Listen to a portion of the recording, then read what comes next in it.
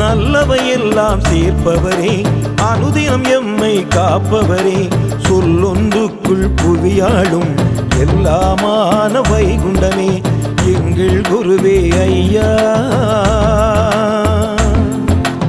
அருளே அருள்வாய் ஐயா.